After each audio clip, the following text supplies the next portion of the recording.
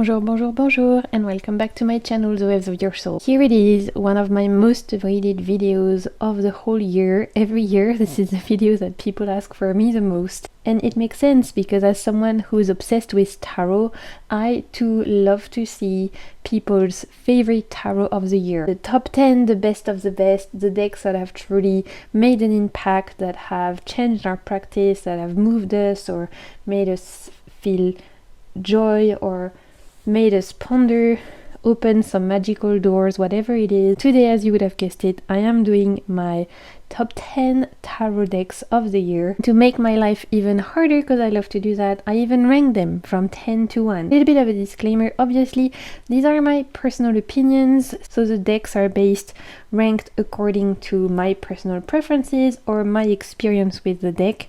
And honestly, most of those decks, I don't even think they came out in 2023. Some of them came out before, but most of them came into my life in 2023, and that's when they had the biggest impact on my practice. And honestly, between 10 and 1, every single deck is fantastic. Just because its deck is at number 10 doesn't make it a bad deck.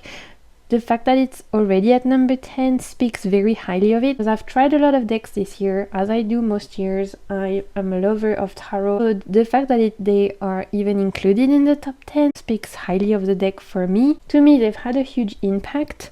They are now linked to certain memories, or they opened my practice, or they brought me something of value, or they really helped me during a difficult time, and that's why they are part of my top 10.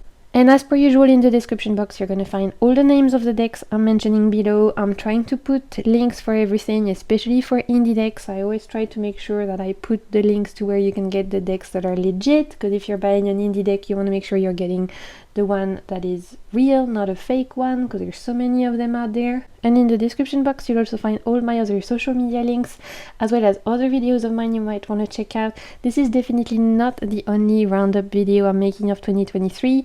You can expect a top oracle decks of 2023. You can expect a most used deck of 2023, because they're not necessarily the same. My most used decks are usually older. They're like oldies but goodies, so I've made a dedicated video about that. I'm trying to make as much videos as I can for the holiday season, because I know not everyone is necessarily having the best time. It can be a super fun time, but it can also be a very difficult time depending on your situation.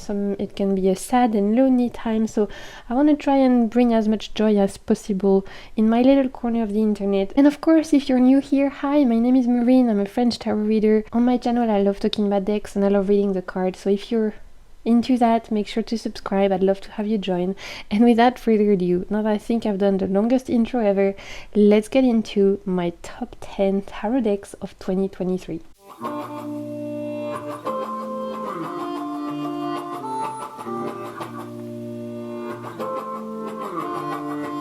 So as I've explained in my introduction, obviously the choices I'm presenting to you today are based on personal preferences, and I did want to start with honorable mentions, and I'll explain to you why they're not part of the ranking, why they are honorable mentions, because I tried to make it make sense the most for me, and hopefully it will make sense for you as well.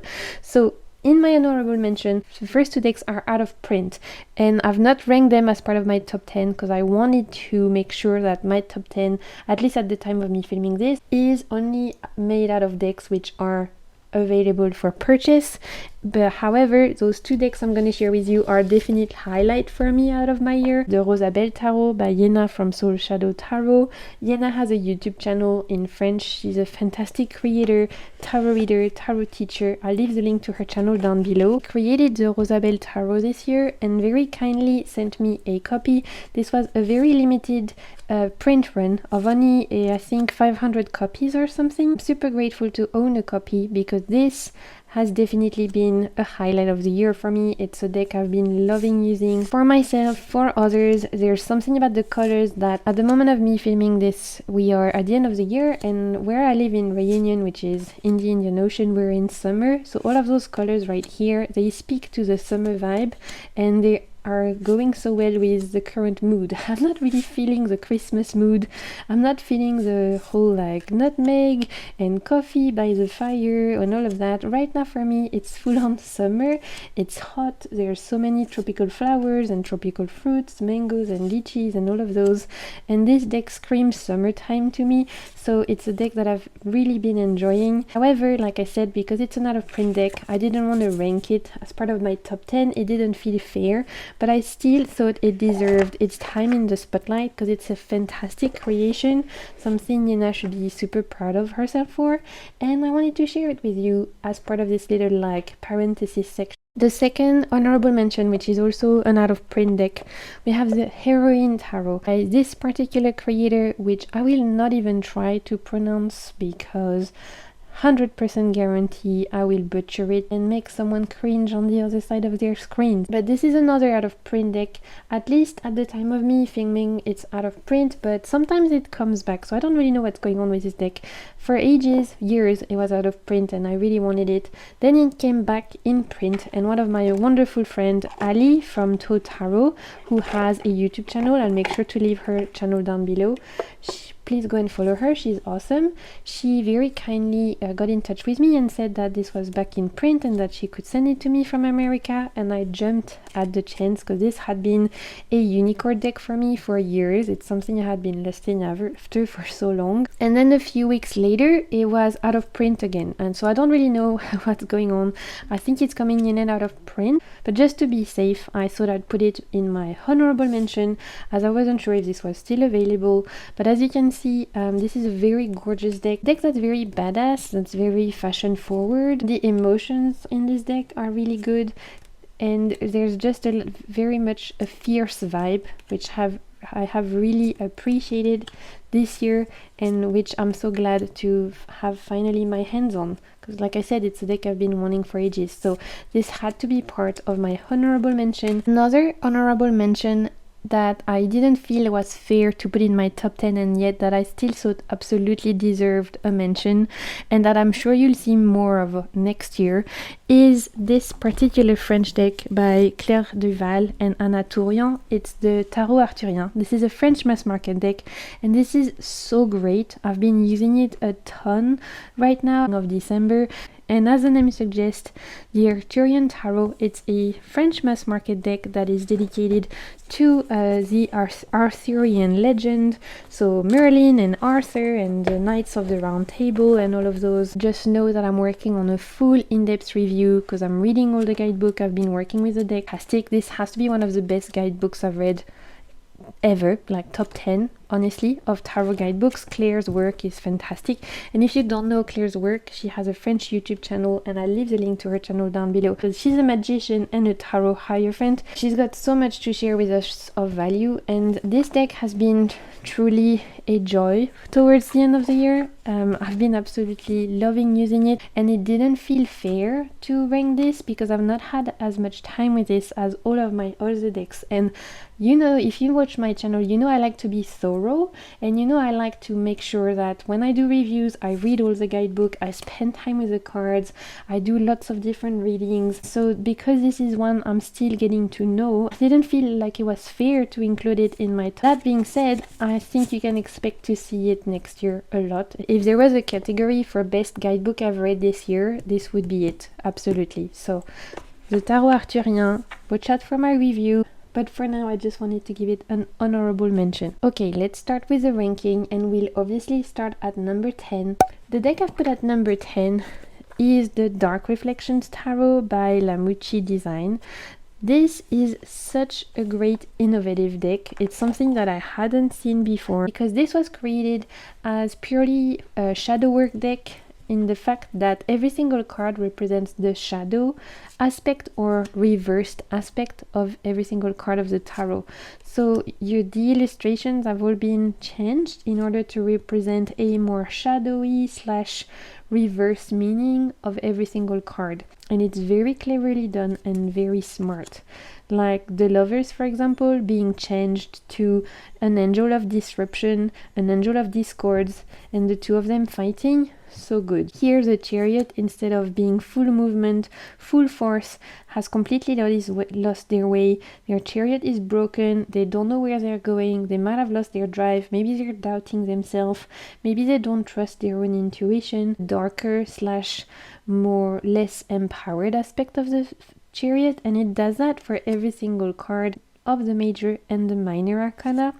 And the only reason why this is at number 10 is because first, I didn't get this early on in the year. I feel like I'm still getting to know it, even though we've had a good 2 months together. It's something that I still feel like I'm getting to know, and so in that sense I feel like I need more time with it to make it really my own and to make it really like a personal experience. The first main reason why it's at number 10, as you can see, the minor arcana are color coded. So for the wands we have red, we blue for the cups, etc. So that's really great. I've put it back in order so I could show you that. So this is a super clever deck. Honestly, one of the best tarot decks I've seen out there for shadow work. There's quite a few shadow work oracle decks out there which are really great, but in terms of tarot, one could argue that any tarot deck is good for shadow work, and that's true, but to have something specifically dedicated for this, that is changing the images of the RWS, that is truly changing the way that we also read as readers, maybe helping us, especially for those of us who don't necessarily like reading reversals, because for me, for example, I don't read reversals. It's a very unique, interesting tool. The only reason it's not higher is because, like I said, I feel like I'm still getting to know it, so I need more time with it. I need to go deeper, and it's something I'm sure you'll see a lot more next year. I'm gonna offer some pick a card readings around shadow work on my channel and stuff like that, so expect to see this one more. Number 9, we have a deck that I think so many of us have loved this year. It's something that I'm sure is going to be super popular in most people's rankings. I'm expecting it to see in a lot of people's favorite for good reason. It's super fun, affordable, and again, it has a unique point of view, something we hadn't necessarily seen a lot of, and that is the Pulp Tarot by Todd Alcott. This is such a great deck. I have really enjoyed using it for the last 3 months. Again, this is one that's fairly new to my channel, which is why it's not ranking higher. I've not had as much time with it as the other ones, but it's one that has definitely left a strong impression, and one I continually keep gravitating towards, mostly as a general reader. I think this is fantastic if you are wanting to read for others or yourself, if you want to do general readings, career readings, love readings, regardless of the theme. This is an all-rounder and a deck that I can see myself ending up using as a workhorse. I did it already on some friends, they've all enjoyed it, even some who are not necessarily super into tarot have really resonated with the particular imagery. There's something about the pulp vibe that is cheeky but insightful, and the way that it reads is slightly rude to me. It has a bit of a cheeky personality, and I've really enjoyed pairing it with my zombie tarot, and the two, with the atmosphere and the general vibe of them as readers, definitely match. Like if you have the zombie tarot, this is similar aesthetic and it's definitely a similar energy, fun but still very deep. So the Pulp Tarot is a great surprise for this year. It's something I'm really enjoying, something I can see myself using for a really long time. I can see myself putting this, like I was saying, as a workhorse, as something to keep using for others. If I was to go on a trip, for example, and I had to choose a deck that I would be using for reading for others, I could see myself picking this one, which I think says a lot. And again, I think this is quite affordable compared to some other indie decks I'm going to share with you today. This is definitely one of the more affordable ones, and yet one of the coolest ones out of the bunch. Number 8, we obviously had to have a French deck amongst the list. We had to, right? I'm a French tarot reader. I can't have a ranking without a French deck. That's just not possible. That's just wrong. It's just wrong. So for number 8, I had to include a French mass market deck that I have absolutely been loving this year. This is Le Tarot Villeneuve by François Villeneuve, illustrated by Rémi Torregrossa. This is a, like I said, mass market, so you can find it on Amazon.fr. I'll leave the link for it down in the description box. It comes with an great guidebook, another one of the best guidebooks I've read this year. Between this one and Le Tarot Arthurien, the French tarot decks are killing the guidebook game this year, and I'm happy about that. I love this one particularly because for every single card you had a quote, you had what it means if you pull, for example, the Nine of Wands for in a love reading, in a professional reading, as a mindset, as a general reading, a like pop culture reference, or a personality, or a song, or an event, or a historical event, or something like that, that the author thought linked the energy of the card with our day-to-day world. So for example, for the Nine of Wands, famous Nine of Wands, we have the Witches of Salem, famous world card energy. We have the discovery of the vaccine by the Dr. Pasteur. We have the victory of France at the World Cup. Like, those are like famous world moments that the author wanted to include to help us link tarot cards with day-to-day life, with like real people, real moment, real life things. And I thought it was really cool to include that in the guidebook, and the guidebook in general is just fantastic, so that's one of the reasons why it had to be in my top 10. Here are the backs.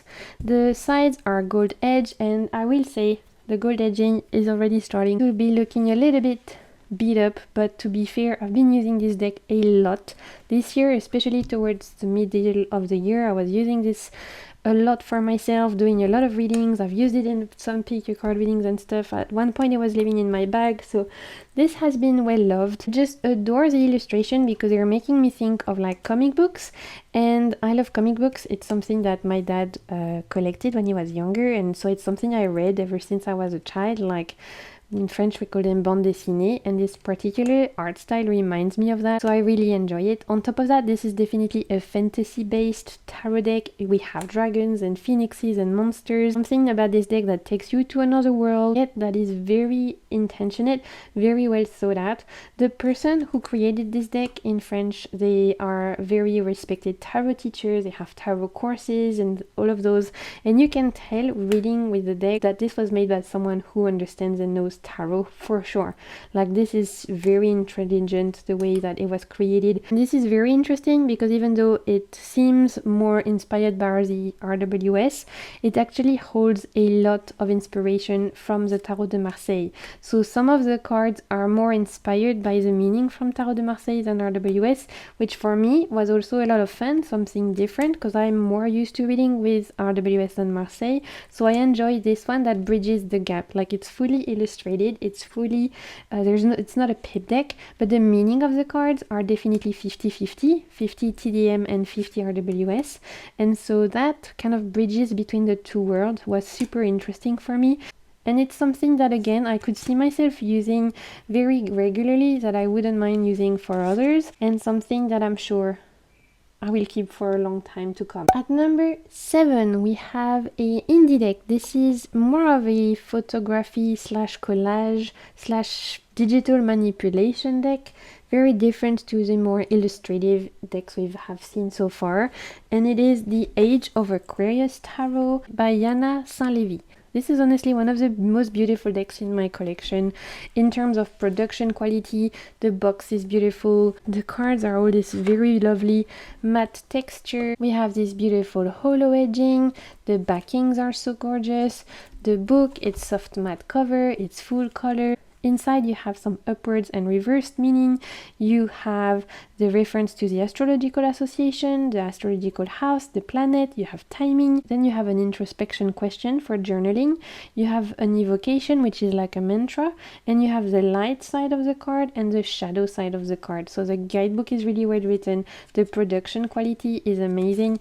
This is an indie deck that feels indie. It's what you expect when you buy indie. It's the kind of quality, experience, the tactile experience, everything that you expect when you kind of have to fork out this type of price tag. So for that reason, and the artwork and everything, one of the most beautiful decks I've used all year. For me, this is a big standout for mostly all the oceanic theme of the cards. Quite a lot of them happen near the ocean, by the water, and a lot of them are very moody. We have those like stormy waters, we have underwater photography, just like these two, for example, which is something that I love. I you know, the name of my channel is The Waves of Your Soul, not by chance. It's because the ocean is very close to my heart. I live on a tropical island. I love the ocean. It's something that brings me a lot of joy, that I love to work with as a type of energy. So all the oceanic themed card of this deck really speak to my soul. I love the keywords on the cards because you have upwards and reverse keywords, and I don't always love keywords, especially on my tarot cards. It's not something that I particularly normally enjoy, but here somehow they work. They are not too intrusive, and I found that they actually brought quite a lot of value to the readings. So this is very beautiful and something I've really enjoyed. This is my favorite card of the deck, the King of Cups, humpback whale. If you watch my videos, you know I love humpback whales so much. They're one of my favorite animals because, again, because of where I live, I see them every year. They come to near the shores of Reunion, so it's an animal that's super particular to my heart. The reason why this is not higher is because despite some of amazing ocean card, there's also an underlying cosmic / almost a little bit star seed vibes, which is not necessarily something I always resonate with. I'm a very grounded person. I have my 2 feet on the earth, and even though I can totally appreciate the beauty and the intent of the creator, I'm not someone who loves the starseed cosmic vibes. And this deck has some oracle cards and some tarot cards. I believe right now the oracle cards are mixed in. The oracle cards definitely are more starseed cosmic than the tarot, so I've ended up finding myself enjoying more the tarot than the oracle. So what I've ended up doing is removing the oracle card, and I've ended up enjoying the tarot more. So that's just something to put out there. Even though I can appreciate how beautiful they are, it's not necessarily like my thing. The other reason why this is not higher is because even though this is very beautiful, it is very body beautiful. Like, it's very thin in representation, very young, very white, which again, nothing wrong with it, but it's just like not necessarily my preference. If it was a little bit more diverse, sharing a little bit more different types of bodies and people, I feel like I would have pushed it even more high up rankings, because in terms of like the artwork, the intention behind it, the manipulation of images, it's just super stunning. Like, this 8 of Pearls is gorgeous. Let's move on to number 6. Number 6 was a no-brainer. It's a cute little deck that just bombarded itself into my life towards like August/September. Huge impact on my tarot practice this year because it helped me do a deep dive around fairy tales, and I ended up creating fairy tales inspired tarot spreads that I shared on my Instagram account and on my YouTube community page. I ended up doing a lot of personal work with fairy tales for journaling and even like readings and stuff like that. So this deck really had a huge impact because it helped me do a whole deep dive on a theme that I hadn't necessarily planned on doing. The whole fairy tale thing imposed itself to me this year. It wasn't something that I had planned, and yet this arrived at the perfect timing. Land of Stories Tarot. This is by Arcanums, and I believe the publishers are Vermillon Collection. In my memory, for a indie deck, this was fairly affordable. Like, this is definitely not the most expensive indie deck I've seen, especially because I had free shipping, which never happens where I live. Shipping is so expensive, so the fact that it was free shipping, I was very impressed. Like I said, this absolutely had to be part of my top 10 because it completely expanded my tarot practice 2 months, where I was inspiring myself from traditional fairy tales in order to create tarot spreads. I was then sharing them here and on Instagram. I've been doing a lot of reading of all the traditional fairy tales from the Grimm brothers and from Charles Perrault, and then on my own I was doing a whole lot of like journaling about it and pulling cards and just working with fairy tales as a whole for my own personal practice of introspection and also of like playing with my inner child. It's something that brought me so much joy this year, linking fairy tales with tarot, and it's something that is now very much edged in this particular deck because it's a deck I use the most for this particular practice, which is why it absolutely had to be part of my top 10. So as you can see, the majors are all inspired by specific fairy tales.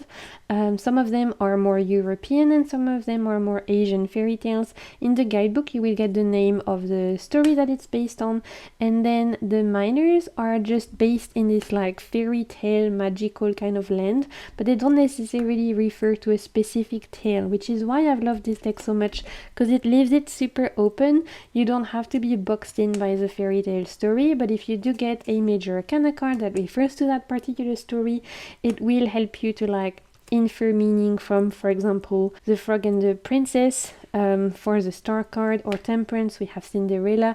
So when I had majors show up in my readings, I could like distill the meanings from the traditional Temperance meaning, but also get extra additional layers from the Cinderella story, which was really great. But I also loved the fact that the minors were more open, that they were just like magical looking, fairy tale looking, like I said, without being tied to a specific tale.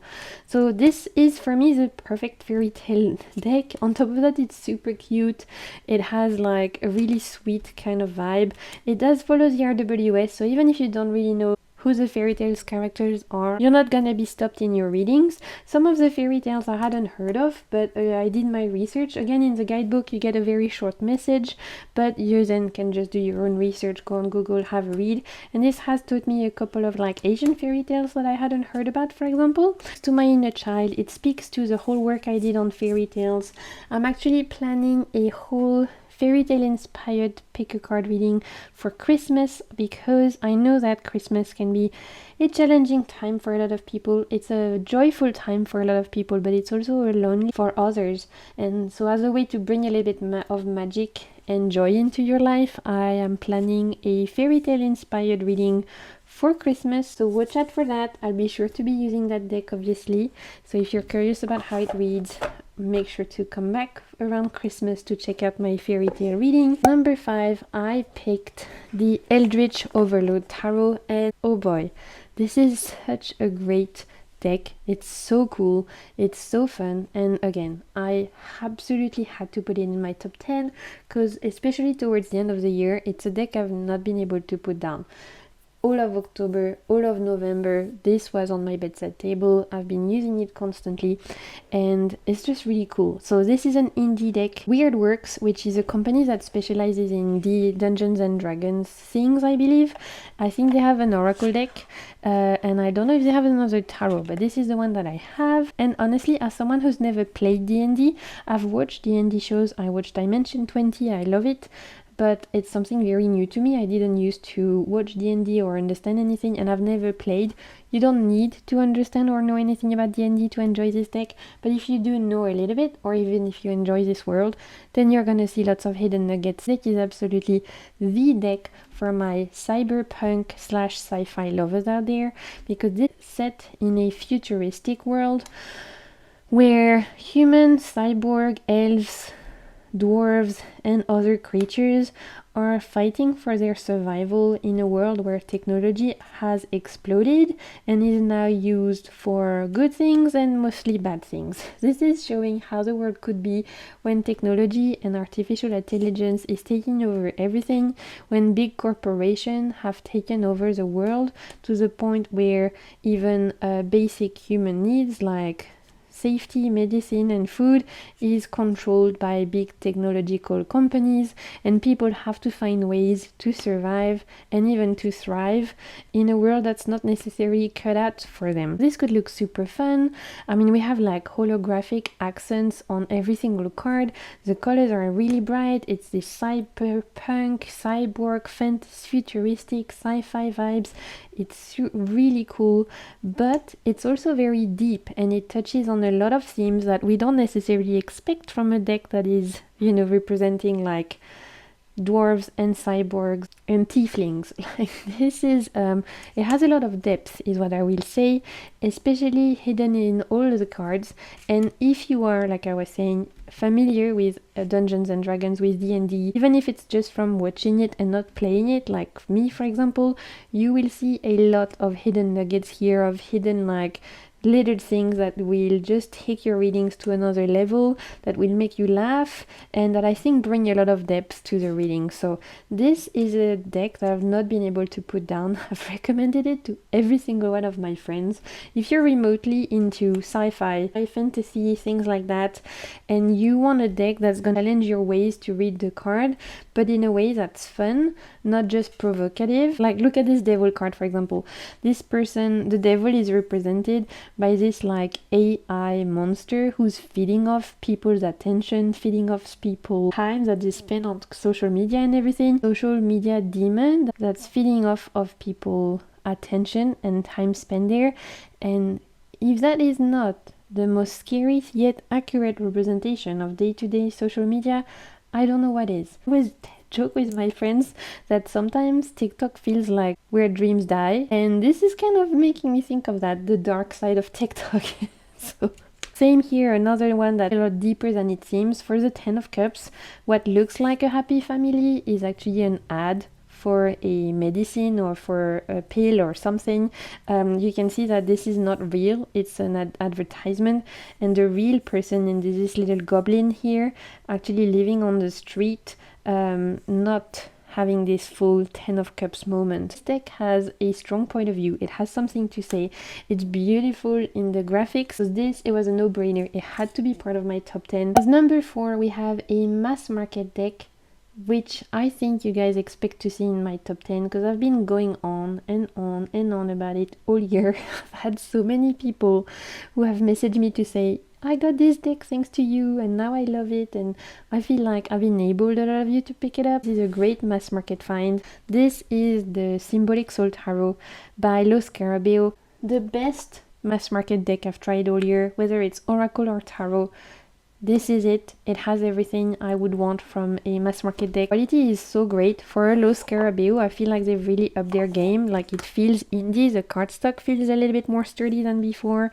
We have some golden accents on every single card. I don't know if you can see that, but every single card has these like really beautiful golden accent. The guidebook is really well written, it has some interesting informations, it has some cool hidden section around the choices that the creatrix made. We need to talk about the artwork because this is absolutely stunning. I love this artist work and I'm so happy that we can get this mass market. I believe that their Tarot de Marseille is indie. Thinking about picking it up at some point, but the fact that this is mass market by Lo Scarabeo, meaning that everyone can probably find this and pick it up, is so great. This had to be in my top 10 and very high to the top list because I've been loving this deck and using it a ton. A fun deck full of personality that has helped me to push my understanding of tarot, and that has every single time I've used it brought me so much joy, but also a lot of like thinking, because even though it looks like very much RWS inspired and it has a lot of the symbolism from traditional Rider-Waite-Smith, it also absolutely goes its own way. There are a lot of like little hidden things, hidden nuggets here and there, little Easter eggs in every single card that we like, look at this 10 of Wands about to walk into poop. We've all been there when a shitty day just couldn't be shittier, am I right? Like things like this that are little detail that will make each card a little bit more personal, a little bit more fun, definitely more quirky.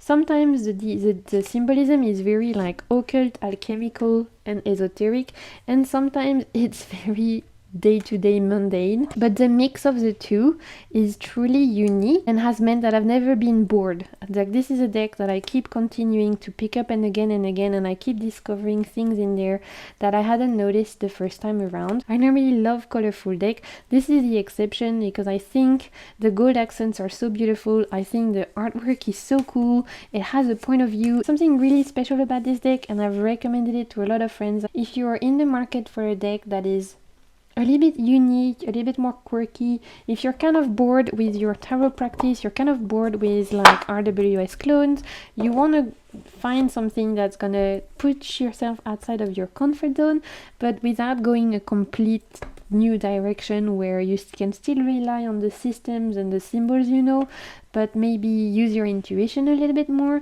then this would be a great deck for that. Okay, for number 3, I cheated. I have two number 3s and I have 2 number 2s. I couldn't choose. Okay, I have one number 1, because number 1, it was clear that it was gonna be number 1. Number 1 I knew, honestly, since halfway through the year. I kind of knew number 1 was gonna be number 1. But number 2 and number 3, there was 2 for each, both equal, both that I can't decide, and so I didn't decide. I put them both in. I know some of you are gonna be mad, but you know what? It's my channel. I do what I want. So we have a tie, and it's okay. We have ties. Lots of things have ties. It happens in sports. It happens in culinary contest. Ties are okay. She says, justifying herself. One in my number 3 tie is the Estrella Tarot. I had to have Ash's deck as part of my top 3 decks of 2023 because this is the best Tarot de Marseille ever. Like, at least in terms of recent revisits. I really appreciate historical Tarot de Marseille. Obviously, being French, it's something that I can appreciate as being part of the history of tarot. It's something that I really appreciate, even aesthetically. But there's not a lot of like newer Tarot de Marseille that I enjoy. I don't know what it is, like they just don't make me dream. This one though, this one has everything. Had to be in my top 3 because this is my favorite Tarot de Marseille now ever. It's the one I've used constantly this year as part of like me learning Tarot de Marseille and me being more comfortable using this particular system. Haven't mentioned is by Ashla Estrella, who is a French artist. I will leave the link to her YouTube channel down below. She has a YouTube channel, she has a shop, she has other decks. She's fantastic, super talented creatrix, so please go make sure to follow her and tell her I say hi. I really want to pick up her Lenormand. I really want to pick up her Oracle decks because I think that she definitely has a strong point of view. She has a strong identity. She's very authentic creator and I love what she does. This particular rendition of a traditional Tarot de Marseille had to be in my top 3 decks of the year because it's, like I said, it's the honestly only Tarot de Marseille I used all year. I have been loving how colorful it is. I love that we have all the traditional symbolism, but that the court cards are a lot more current. Like we have some pop culture references, which is something I love. Like this is from Back to the Future, for example. A lot more representation in the court cards and in the majors. All the pips, even though they're pips and they could seem boring, they're super colorful. The foliage is all a lot more tropical inspired. And even the pentacles are actually cowrie shells because Ash is originally from Madagascar. So my battery died and I don't know where I was up to. I'm so sorry if anything looks different. I think I was saying that I love the introduction of pop culture in this, in a more traditional system. It's a system, the Tarot de Marseille, but there's not a lot of revisits out there, even though we're seeing more and more, and it had to be part of my top 3 of 2023. The other tie at number 3 is another indie deck, another deck that I've used a ton this year. I don't think this is gonna be any surprise if you've been watching my videos and or even watching my Instagram stories, that the Bad Girl Tarot had to be part of my favorite of the year. Look at this box. Look at the despair that this box is. Like, this is screaming out, help me, I'm breaking apart. I've glued this inside, there's some tape inside.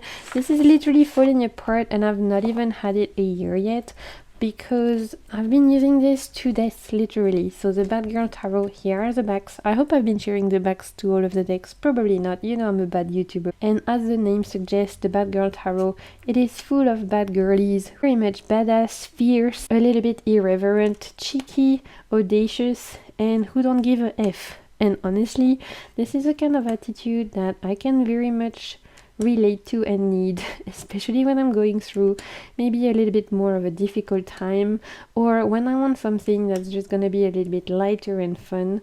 This is a deck I've used only for me. I don't think I've read with this for anyone else, but it's something that has brought me a lot of joy, has allowed me to work on my self-confidence, on my body image, and with my Aries sun and my Leo rising, because this deck definitely has a strong fire theme. I think it's a fire sign at heart. I wasn't supposed to have this. I ordered the Bad Girl Oracle, which I wanted for ages, and in the end, by mistake, the first order I made, I got the Bad Girl Tarot. Hadn't planned on picking up the tarot, ended up falling in love with it, using it so much last summer. Now we're getting it back into summer, I'm pulling it back out. There's something super fun, super carefree, super just light-hearted and mischievous about it that really just pleases me. It's giving me a little bit like inner teenager, I think, and my inner teenager loves this and it makes her very happy. For that reason I had to include it in my top 10. Let's move on to number 2, and like I said, for 2 and 3 we have a tie. I know, don't be mad, it means more decks for you to look at, so hopefully you won't judge me too much for that. And like I said, number 1 it was obvious, but number 2 and 3 it was just too difficult, so I gave up and I included both of them. Number 2, tie. They're very different, each of them, and yet they both had a huge impact on my practice this year. The first one is a deck that you can get on, I believe, Make Playing Cards or Printer Studio, or one of them. Again, put the link of it in the description box. It is the Naturescapes Tarot. This is a photography deck fully inspired by nature, and it has stolen my little nature lover heart this year and has completely blown me away. If you watch my ranking of last year, my 2022 rankings, spoiler alert if you haven't, but my favorite deck of last year was the Flow Tarot, which was a photographic deck fully inspired by water, the rivers, the ocean. This is a photographic deck as well, but this time it's all landscape. We have different landscapes, like we have forests and mountains, also some famous landmarks such as like the Metmora Falls and things like that. But this has been the most powerful deck for me to connect to my higher self and to connect with the idea of source and spirit. Like when I want to talk to spirit in general, the universe, God, whatever you guys choose to call it, we all have different ways to communicate with that. My way is through nature. Nature is a huge part of my spiritual practice. Nature is my church. Yes, that's the best way I can say it. And this deck is so beautifully created. It is so intelligent. I can see in every choice the essence of tarot, but put in a natural setting. For that reason, every card feels like a portal that I can step through in order to commune with spirit, with source, with my guides and my higher self. So this absolutely has to be my top spiritual deck of the year. It's the deck I've used the most for channeling. It's the deck I've used the most for spiritual readings, for deep journaling, anything where I need to tap into something larger than myself. This has been it. The fact that there's no humans, the fact that it feels so poetic, so raw, so primal in a way, has absolutely blown me away and has been the deck I've been using for this particular purpose of my practice. More spiritual readings that are more around connecting to, like I was saying, something bigger than me. I can't praise this deck enough. It's beautifully done. The choices make sense. This is not a deck I would recommend if you're a complete beginner. It might be a little bit overwhelming because, like I said, there's no figures, there's no humans, there's none of the traditional symbolism you might find. It doesn't look like an RWS or a Thoth or a Marseille, and yet when you know and understand tarot archetypes, it's all there. It's all there for the discovery. It's all there for you to find. It's all there for you to meditate with. So well done. Like, I can't praise this enough. So clever. And on top of that, it was super affordable. I think I paid like less than 25 euros for this, which I couldn't believe. It's a deck that had a huge impact on my practice and that I couldn't see myself without now, that because it's part of those very few decks that I own which help me tap into the magical side of tarot. It's not for necessarily divination or predictive reading. It's not for even journaling or shadow work or reading for others or anything like that. No, it's to tap into something larger, bigger, more magical. My second choice as a tie at number 2, it had to be also number 2 because it's a deck I've loved so much this year. I've been harping on about it so much. It is one of the ultimate good mood decks for me, but yet it's also a deck that is super unique, super interesting, really well thought out. That is the Zix Arcana. This is a independent tarot deck by an Australian creatrix. I will leave the link to it down below. I believe it's still in print. This was a Kickstarter I backed last year, and I am so happy I did. First off, can we talk about those pink edges? So pretty. Like this year there was a lot of pink. You'll have seen the theme of the year was definitely pink. The Australia Tarot, the Eldritch Overload, the Zix Arcana, all pink, all bringing me joy, all good mood decks. So I guess pink, one of the theme for this year for me. Barbie year, right? It was a year of Barbie. So first off, I love the colors of this deck. We have turquoise and orange and pinks and lilacs, which are some of my favorite color combinations. On top of that, this has truly rocked my world this year. It's one of the decks that had the biggest impact, and again one that I mostly used for myself, to be honest, even though I did use this one for reading for others as well. It's one that I've mostly been using for myself and just enjoying so much. This is, first off, it's beautiful. It has a very unique aesthetic, like you can recognize this artist style anywhere, and this is a very Marmite deck, I think. Some people love the art style, some people hate it. I think it's very much like Patrick Valenza's artwork. You either love it or you hate it. There's no middle ground here. I'm of the team, obviously, who loves it because it's #2 best deck of the year for me. There's something about this artwork that I find super empowering and super fierce, and this deck holds a lot of energy. It feels like you are stepping into another world, and that every single creature is there to help you, to guide you, and to tell their story. I also love that even though some of the cards are a little bit more pippish, they have still an interesting point of view. They have either the background gives something, or there's something in the way that they are laid out that just gives it a little bit of oomph. And this is just a very poetic deck. It's a deck that transports me. It's a deck that I don't know how to put quite into word, but every time I use it, it makes me feel things that I think is unique to the deck. So this is a very obviously biased point of view, and this is why I was saying at the beginning of the video that those are all my personal choices and my personal recommendation based on my own experiences with the deck.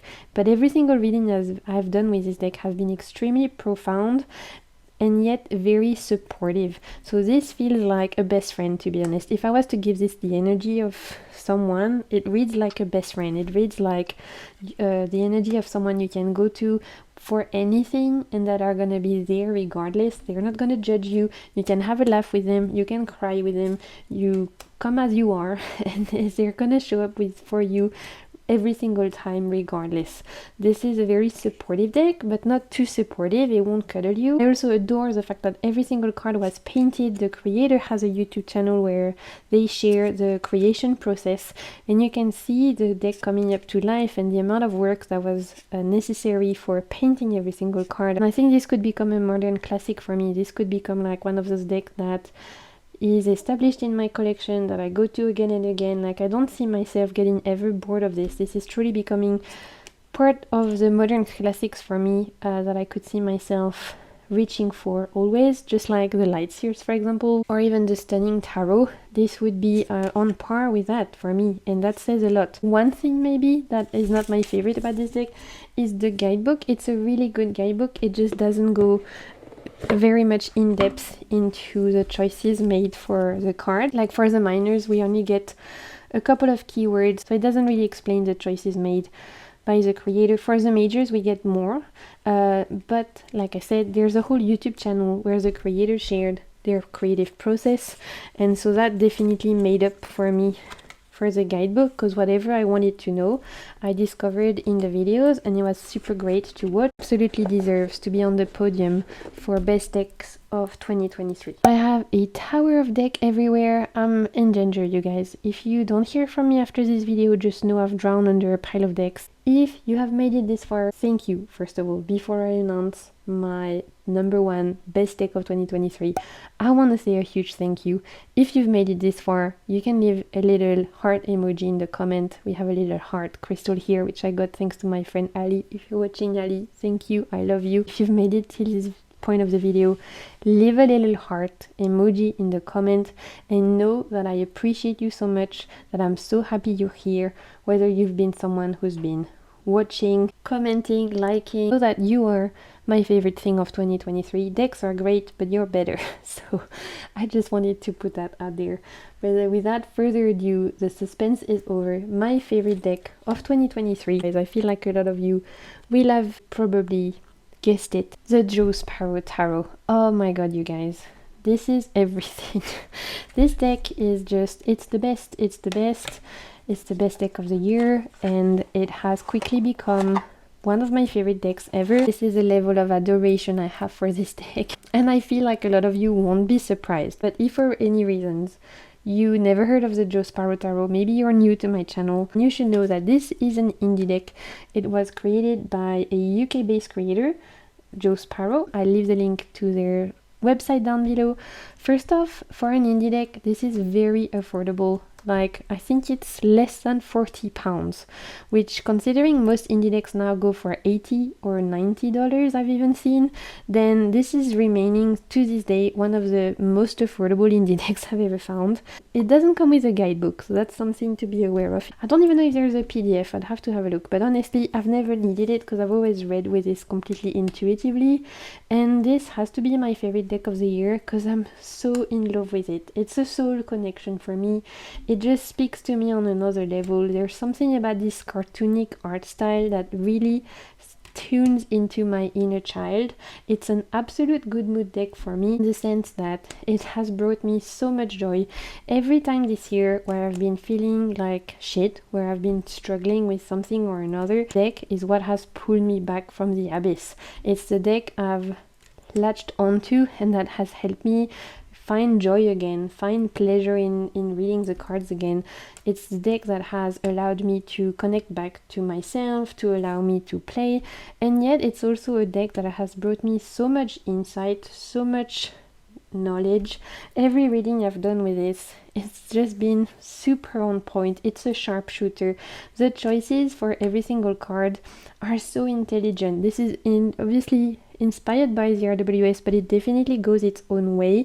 There's something very gamer-like about this deck. Some of the characters feel like they could be heroes from video games, and I love that. Even though it could look very childlike and cartoony, the hard cards are still hard, and I love it for it. At the root of it, it's a very magical deck, and it's a very clever deck. Like, you can tell that the person who created this understands and knows tarot, because their reinterpretation of it, very clever. On top of that, obviously, I find the artwork really adorable. I guess that's something very personal. Not all of you might enjoy this particular art style. For me, it enchants me, it transports me, it makes me dream, it makes me laugh. This Eight of Wands is so cute. There's a lot of cards, like I was saying, that speak to my inner child, and yet, like I was saying, the harsh cards can still be harsh, like this Ten of Swords as this dissection of a frog. I love this star card that's full of hope. We have this tower that's been completely destroyed, and the star card here, it is showing us hope and prayer for a better future. I bought it last year, had it since the end of last year. This year is truly the year where I've used it the most, where I put time with it, and it was like a revelation. It was like an epiphany. It was like we're meant to be, you know? So I've used it in so many pick a card readings. I've had so many of you message me saying that they had seen it on my channel and that had then picked it up, and I'm super happy that the love is spreading. It was a no-brainer. Honestly, since August, I've known that this was not gonna be dethroned. This was gonna stay at number one, and nothing could take it away, because it's just so good. And I think that's the biggest sign for a favorite deck, when you have already used it for months and you're still as excited to use it. That's when you know it's the one. So the Joe Sparrow Tarot, I don't think it's a huge surprise for those of you who've been watching my channel, but that's number one. This is the gold medal right here for 2023. And with that, we have reached the end of this epic ranking. I think this video is gonna be super long, but I hope you'll enjoy it. I hope you'll enjoy seeing all the decks.